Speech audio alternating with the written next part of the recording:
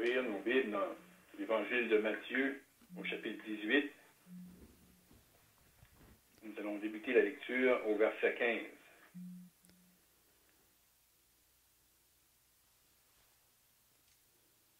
Si ton frère a péché, va et reprends-le entre toi et lui seul. S'il t'écoute, tu as gagné ton frère. Mais s'il ne t'écoute pas, prends avec toi une ou deux personnes, afin que toute l'affaire se règle sur la déclaration de 2 ou de 3 témoins. S'il refuse de les écouter, dis-le à l'Église. Et s'il refuse aussi d'écouter l'Église, qu'il soit pour toi comme un païen et un publicain. Je vous le dis en vérité, tout ce que vous lierez sur la terre sera lié dans le ciel, et tout ce que vous délierez sur la terre sera délié dans le ciel. Je vous dis encore que si 2 d'entre vous s'accordent sur la terre pour demander une chose quelconque, elle leur sera accordée par mon Père qui est dans les cieux. Car là où 2 ou 3 sont assemblés en mon nom, je suis au milieu d'eux. Alors Pierre s'approcha de lui et dit, Seigneur, combien de fois pardonnerai-je à mon frère lorsqu'il péchera contre moi? Sera-ce jusqu'à 7 fois? Jésus lui dit, je ne te dis pas jusqu'à 7 fois, mais jusqu'à 70 fois 7 fois. C'est pourquoi le royaume des cieux est semblable à un roi qui voulut faire rendre compte à ses serviteurs. Quand il se mit à compter, on lui en amena un qui devait 10 000 talents. Comme il n'avait pas de quoi payer, son maître ordonna qu'il soit vendu, lui, sa femme, ses enfants et tout ce qu'il avait, et que la dette soit acquittée. Le serviteur, se jetant en terre, se prosterna devant lui et dit, Seigneur, aie patience envers moi, et je te paierai tout. Ému de compassion, le maître de ce serviteur le laissa aller et lui remit la dette. Après qu'il fut sorti, ce serviteur rencontra un de ses compagnons qui lui devait 100 deniers. Il le saisit et l'étranglait en disant, paie ce que tu me dois. Son compagnon, se jetant à terre, le suppliait, disant, aie patience envers moi, et je te paierai. Mais l'autre ne voulut pas, et il alla le jeter en prison jusqu'à ce qu'il ait payé ce qu'il devait. Ses compagnons, ayant vu ce qui était arrivé, furent profondément attristés. Et ils allèrent raconter à leur maître tout ce qui s'était passé. Alors le maître fit appeler ce serviteur et lui dit, méchant serviteur, je t'avais remis en entier ta dette, parce que tu m'en avais supplié. Ne devais-tu pas aussi avoir pitié de ton compagnon, comme j'ai eu pitié de toi? Et son maître, irrité, le livra au bourreau, jusqu'à ce qu'il ait payé tout ce qu'il devait. C'est ainsi que mon Père céleste vous traitera, si chacun de vous ne pardonne pas à son frère de tout son cœur. Le Seigneur vous bénir à la lecture de ces saintes Écritures. Donc ici, on a un sujet important concernant le péché, un péché qui peut être commis et en relation avec le pardon. En fait, le péché commis pouvant être avoué, confessé, ou ne pas vouloir l'admettre, aussi l'attitude, un péché qui est avoué, mais qu'on ne peut pas pardonner. Donc, c'est deux choses vraiment importantes, puis ça a déjà été remarqué dans le passé, mais c'est à ce moment ici que le Seigneur amène cet enseignement-là. Où est-ce que c'est l'endroit où on trouve la première mention de l'Assemblée locale? Pas avec tous les détails de l'Assemblée locale, mais la première mention de l'Assemblée locale. Et dans ce contexte-là, le Seigneur amène le sujet du péché qui peut être commis, que celui qui l'a commis n'est pas prêt à l'avouer. Puis, aussi, l'autre possibilité que le péché est avoué et qu'on n'est pas prêt à pardonner. Parce que, là, ici, ça mentionne juste au verset 15, si ton frère a péché, mais la question que Pierre m'a posée, combien de fois dois-je pardonner si mon frère a péché contre moi? Donc, quelqu'un peut avoir commis un péché contre une personne, celui qui a commis le péché est prêt à l'avouer, mais celui qui a été blessé par le péché de l'autre pourrait être dans une attitude qui ne veut pas pardonner. Et les deux choses sont aussi graves l'une que l'autre. Donc, c'est ça qu'on va considérer. Puis, le Seigneur, pour nous aider à comprendre ce sujet-là, il va amener une histoire.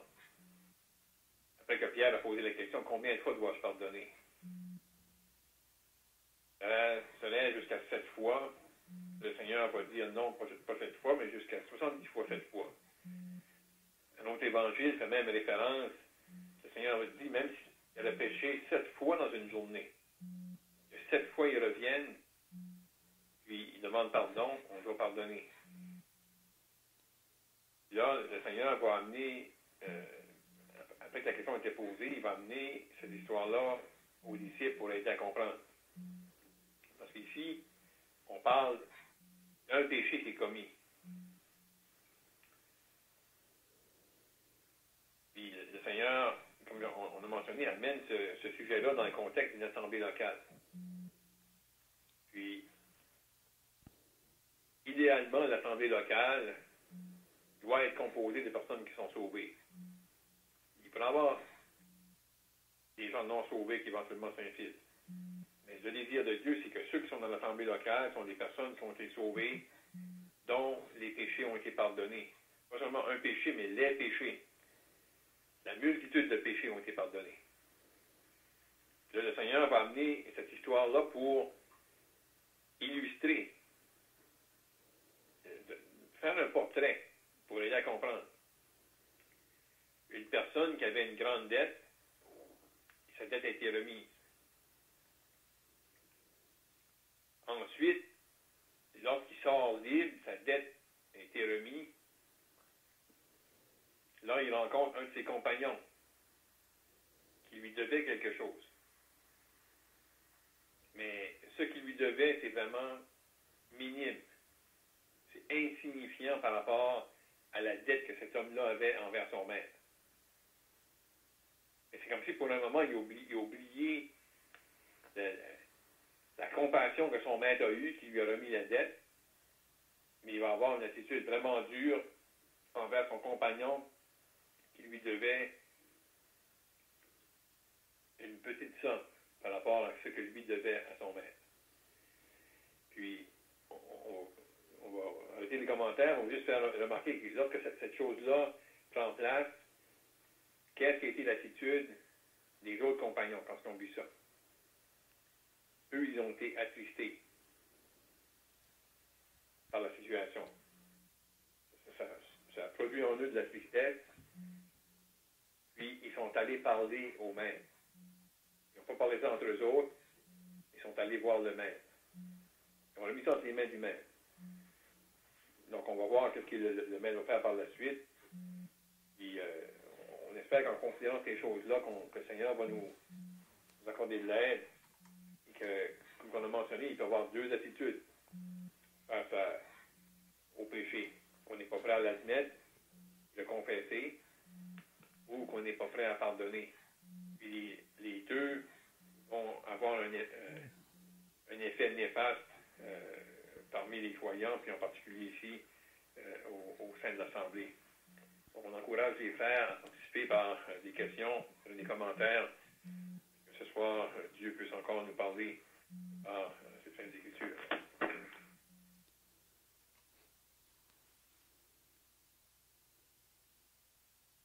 Donc, comme qui vient d'être dit, ici c'est la deuxième mention de l'Église ou de l'Assemblée.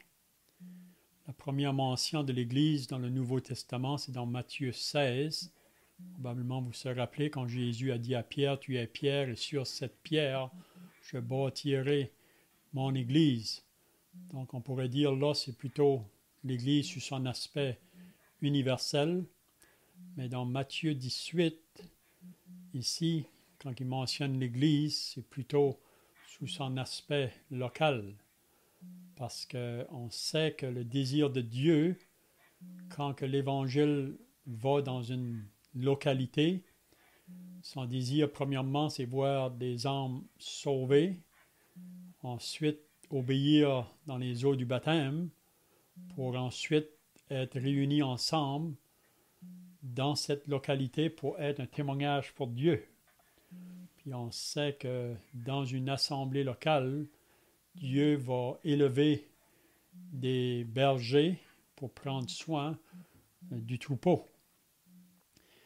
Donc ici, comme qui vient d'être dit, Jésus, en parlant de cette assemblée sous son aspect local, ou l'Église sous son aspect local, il va toucher le sujet du péché.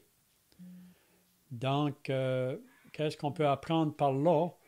Que dans une assemblée locale, on n'est pas exempt du péché. Le péché peut faire son entrée. Puis comme le frère a dit tout à l'heure, vraiment, une assemblée locale devrait être comprise de tout vrai croyant, de toutes personnes qui ont été nées de nouveau et qui sont maintenant associées à une assemblée locale. Mais comme qui vient d'être dit, il y a une possibilité que des personnes pourraient entrer sans être nées de nouveau ou sans être sauvées. Donc on dit que dans l'Église universelle, il n'y a pas de faux qui peut pénétrer là parce que c'est le Seigneur qui ajoute à son Église ceux qui sont sauvés. Mais dans l'Église locale, c'est vraiment donné aux frères responsables quand ça vient à la réception de recevoir quelqu'un. Puis il y a toujours une possibilité qu'on peut manquer de discernement. Puis une personne peut être pénétrée vraiment dans l'assemblée sans le salut. Mais le désir de Dieu, c'est que tous ceux qui sont en communion d'une assemblée soient réellement nés de nouveau ou nés de Dieu. Donc ici, il mentionne à propos du péché. Puis qu'est-ce qu'il dit au verset 15? Si ton frère a péché. Si vous lisez dans la version Darby, il va dire si ton frère a péché contre toi. Donc on dirait c'est plus clair dans la version Darby là, parce que notre frère l'a mentionné là, quand que Pierre va venir par la suite pour demander Seigneur, combien de fois pardonnerai-je à mon frère? Donc on peut voir ici que c'est réellement un frère qui a péché contre un autre frère. Puis là, qu'est-ce que le Seigneur enseigne? C'est comment on devrait procéder quand que cela surgit dans l'assemblée. Parce que vous savez que le péché dans l'assemblée, un peu de levain fait lever toute la pâte. Donc c'est comme qu'on a dit, c'est pas que c'est anormal qu'il arrive du péché dans l'assemblée, il arrivera toujours parce qu'on est toujours associé avec une nature charnelle. Puis si on commet le péché, donc c'est de pouvoir le régler. Donc ici, c'est ça qu'il va nous dire là. Puis comme le frère a dit, il y a deux aspects dans le passage qu'on vient de lire. Il y a premièrement le frère qui a péché contre un autre et qui refuse d'admettre son offense. Il refuse. Mais à la fin de ce qu'on a lu ce soir, c'est celui qui est offensé qui refuse de pardonner.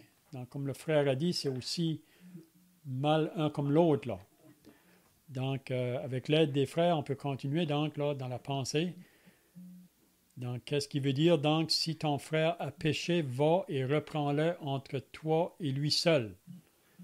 Donc, est-ce que les frères ont des pensées ici? Est-ce qu'on peut voir aussi, avant de reprendre quelqu'un, pour mon frère ou ma soeur, ici dans le cas c'est le frère, est-ce que pour le frère qui veut reprendre l'autre, c'est sans reproche?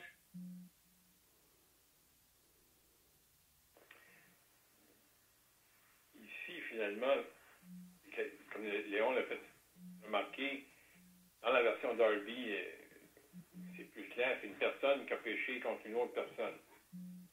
Donc, une personne qui a été offensée, puis une personne devait avoir l'attitude, puis selon l'enseignement ici, de vouloir aller pour que la chose soit réglée. Elle a été blessée par l'offense de l'autre. C'est pas nécessairement qu'elle est sans reproche, mais elle a été blessée. C'est possible, peut-être même dans la discussion, ça peut venir à la surface que lui aussi aurait péché, mais éventuellement, c'est qu'il faut que le péché soit avoué envers l'autre. Donc, c'est l'idée que quelqu'un a péché contre toi. Le fait qu'on veut aller régler la chose entre nous autres et lui seul, c'est la bonne attitude. Finalement, c'est que cette personne-là a péché contre moi. On ne veut pas aller en parler avec d'autres ou agrandir l'histoire ou répandre l'histoire. On veut régler la chose avec la personne qui a commis un péché contre nous. Donc, c'est la première étape à faire. On veut que la chose soit réglée sans qu'on fasse un scandale avec ça.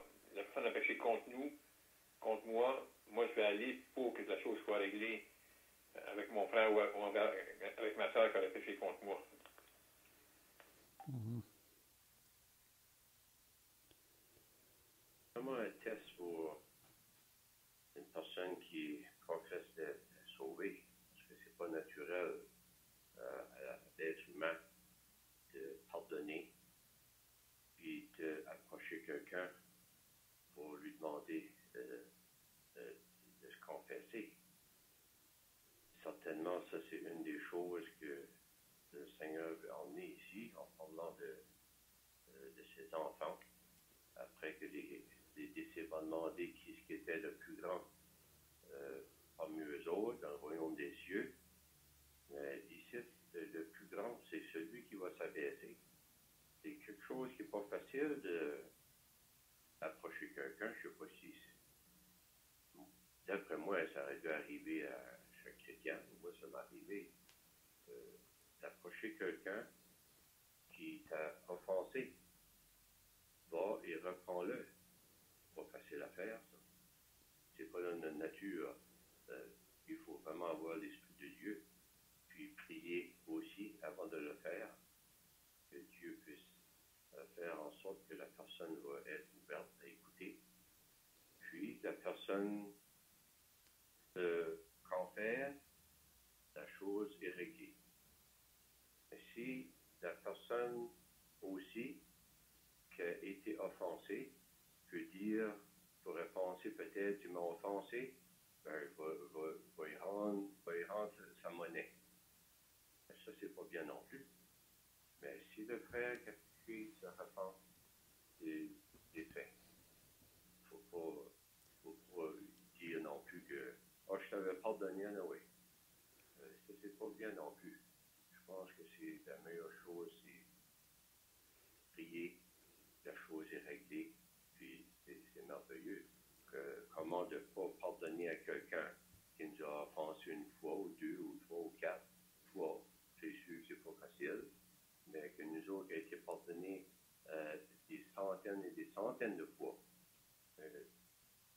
quelque chose que si c'est pas pratiqué, qui peut détruire vraiment une assemblée, faire vraiment une division.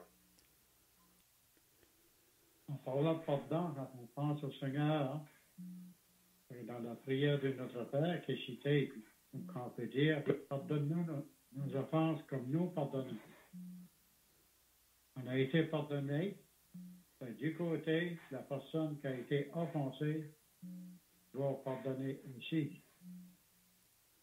Parce qu'il dit, si vous ne pardonnez pas, je ne vous pardonnerai pas moi non plus.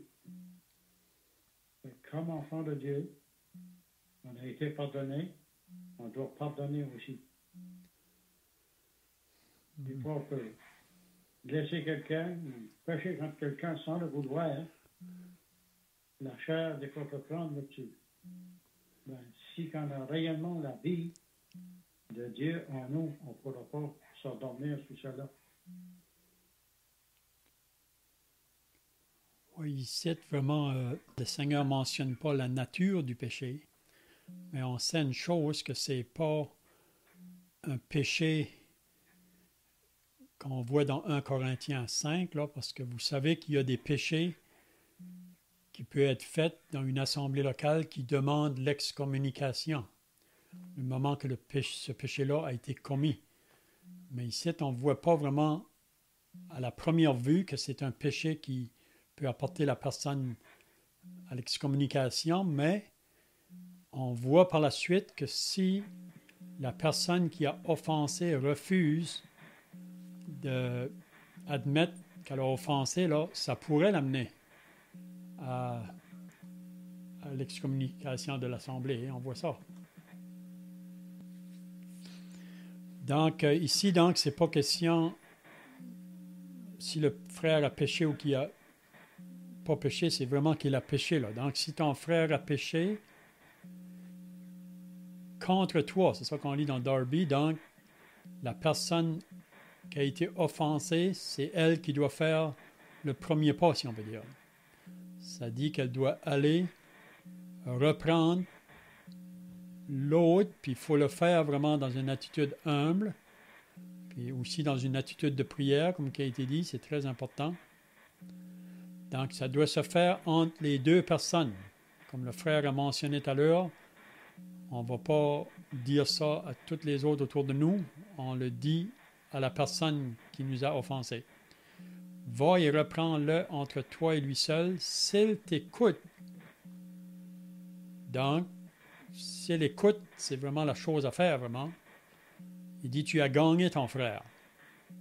Donc, la chose est réglée. On peut dire que les deux se sont réconciliés, la chose est réglée. Mais s'il ne t'écoute pas, donc, qu'est-ce qui arrive?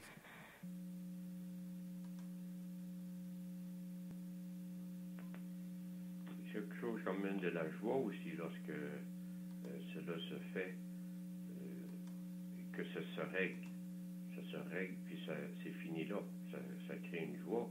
C'est possible que même la personne qui a péché contre l'autre ne s'est pas aperçu du tout. C'est qui est approché avec une bonne attitude, puis qui toute l'affaire se règle.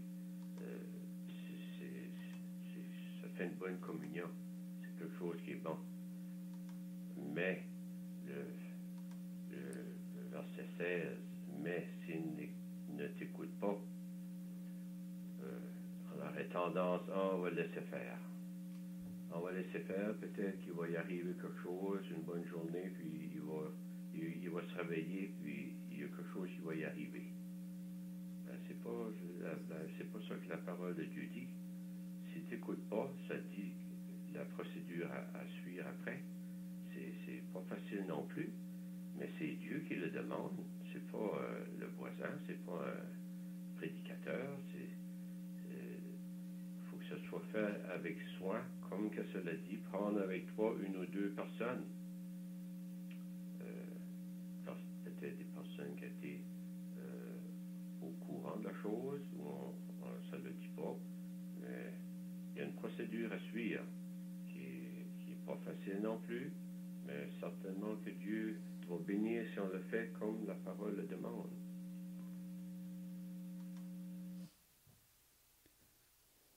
Donc, ce que je disais là, que si le frère offensé a refusé d'admettre son offense à l'autre, donc il ne faut pas arrêter là. On voit que le Seigneur enseigne qu'il faut continuer la procédure, si on peut dire. Donc, qu'est-ce qu'on voit? Il dit, mais s'il ne t'écoute pas, prends avec toi une ou deux personnes. Ça veut dire qu'il y a d'autres personnes qui vont connaître à propos de ce sujet-là, à propos de ce qui s'est passé entre ces deux frères. En premier, c'est entre les deux, mais si ça ne se réconcilie pas, il faut aller voir de nouveau avec des témoins. Puis on sait que 2 ou 3, c'est vraiment ça qui valorise là, quelque chose qui est vrai. Ça prend 2 ou 3 personnes. On lit ça dans l'Ancien Testament.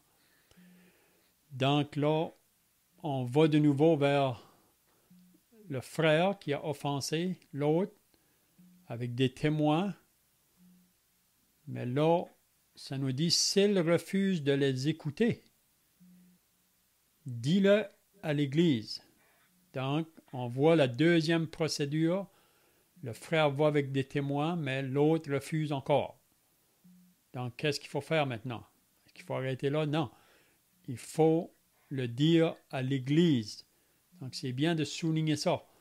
Il ne faut pas aller vers les gens de ce monde pour régler les problèmes dans une assemblée locale. Il faut aller avec ceux qui sont là pour veiller sur le troupeau. Donc, on pourrait dire, quand il dit « dis-le à l'Église », pour moi, ça devrait aller premièrement aux responsables qui représentent l'Église. Puis ensuite, eux vont aller voir la personne. Puis là, si la personne encore refuse d'écouter l'Église, qu'est-ce qu'il dit après? Qu'elle soit pour toi comme un païen et un publicain. Donc, je vois ici que il faut que cette personne-là soit mise en dehors parce qu'elle agit comme quelqu'un qui n'est pas sauvé. Hein? Mais si elle va écouter, donc la chose va être arrangée. Sinon, il faudra qu'elle soit mise dehors, d'après ce que Jésus nous dit ici, là. On voit qu'il y a eu beaucoup de travail de fait, 3 reprises, et la personne refuse d'écouter, pas voulu écouter la personne qui a péché contre, qui n'a pas voulu écouter non plus, refuse d'écouter les 2 ou 3 témoins, puis après il refuse d'écouter aussi les anciens, les surveillants de l'Église. On voit que c'est assez grave. C'est comme qui a été mentionné, c'est aussi grave pour nous si l'autre ne voudra pas pardonner non plus.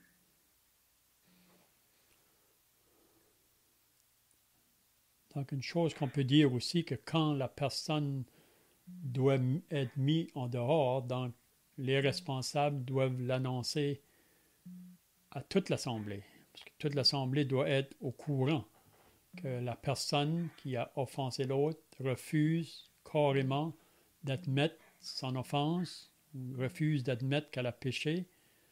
Donc, il faut la regarder comme un païen et un publicain. C'est pas que on ne va pas prier pour la personne par la suite.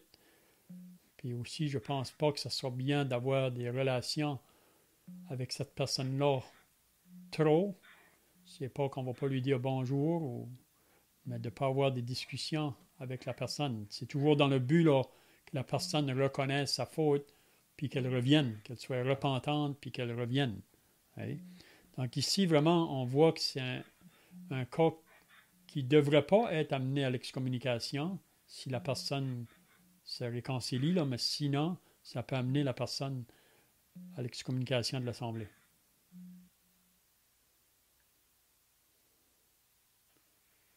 On voit avec l'attitude de la personne qui n'est pas prête à avouer que même mis face à son péché envers l'autre, il n'y a pas la personne ne veut pas avouer. Ça veut dire même avant que ça ait été amené, il y avait déjà quelque chose un genre genre de mur qui s'avait bâti entre les deux personnes, parce que là, on voit que le péché amené devant la personne, puis elle n'est pas prête à admettre. Son attitude envers la personne en qui elle a péché est mauvaise, mais on ne peut pas concevoir une attitude comme ça dans l'Assemblée. Que moi, j'aurais blessé mon frère ou ma soeur, puis je ne veux pas que ça soit réglé. Parce que ça, c'est la base pour amener la division. Puis, le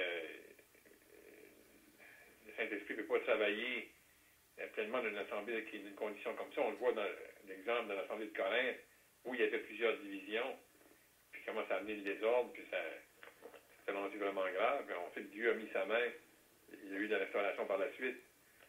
Donc, comme le frère Léon a mentionné, à la base, c'est pas un péché qui demandait l'excommunication, mais on voit, par rapport à l'attitude de la personne qui a péché, que l'attitude c'est vraiment mauvaise.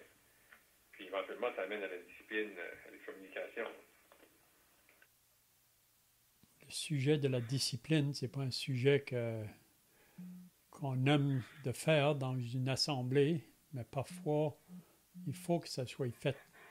Puis c'est toujours vraiment pour le bien-être de l'assemblée, premièrement, mais aussi pour le bien-être de la personne qui a été mise sur la discipline. Parce que si vous lisez attentivement le Nouveau Testament, vous allez voir qu'il y a la discipline du côté qui amène la personne en dehors, mais il y a aussi une autre discipline qui peut être faite. La personne reste dans l'assemblée. On appelle ça une discipline interne. On peut voir ça dans d'autres passages dans la parole, là. Mais ici, là, c'est plutôt quelque chose qui se fait entre deux personnes qui pourrait être réglé, mais si la personne qui a offensé refuse, après avoir fait toutes les procédures là, pour qu'elle reconnaisse sa faute, mais si elle continue à persévérer, à refuser, donc, elle peut être mise en dehors de l'Assemblée. Juste une question, comme disons, cela arrive dans notre Assemblée, quand on est en communion avec. Est-ce qu'on devrait être au courant ou que chaque assemblée locale ferait avec leur corps devant le Seigneur, mais si une personne serait excommuniée, disons, dans l'assemblée qu'on est en communion avec, puis qu'on continue à l'inviter, puis c'est vrai qu'il vient peut-être pas à la réunion, il vient chez vous, je ne sais pas s'il y a dehors de l'assemblée, ou qu'il n'a pas dit, ils n'ont pas dit la raison pour.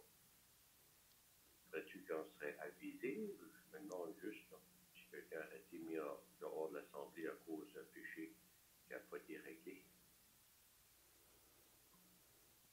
Pour moi, quand une personne est mise sous la discipline de l'Assemblée, premièrement, c'est l'Assemblée première qui devrait être au courant, mais c'est possible aussi qu'on puisse avertir les responsables de l'autre Assemblée, surtout si cette personne-là avait de la communion beaucoup avec les gens de l'autre, là. Donc, je pense que c'est les responsables qui devraient discerner pour pouvoir aviser si que cette personne qui est excommuniée là, a des rapports avec d'autres chrétiens quand elle est mise en dehors, là. Donc, il faut vraiment, je pense que c'est la responsabilité des responsables de faire connaître ça. Oui, c'est bien. Donc, je vois que le temps est pas mal passé, là. Peut-être qu'on peut garder les prochains versets pour la semaine prochaine parce que c'est des versets aussi très intéressants, là, que le Seigneur dit concernant l'Assemblée locale. Donc, je ne sais pas si les frères ont d'autres choses à ajouter ici, là. Sinon, on peut terminer par la prière, puis si un frère a un cantique pour terminer.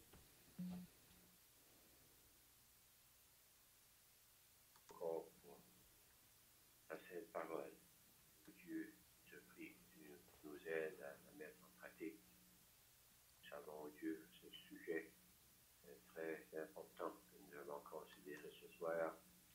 Nous pouvons tous tomber dans des pièges gauches et nous sommes toujours des pauvres pécheurs, sauvés par pure grâce. Et on prie au Dieu que si des choses même sont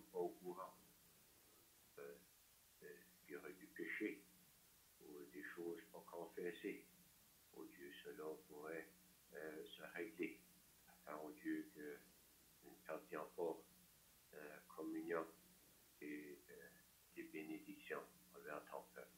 On te prie pour chaque frère et sœur, au Dieu, aide-nous à avoir un cœur comme le Seigneur Jésus, un cœur d'amour et de pardon, et au Dieu de mettre ces choses en pratique, de prier de nous garder, de nous préserver au nom précieux du Seigneur Jésus. Amen. Amen.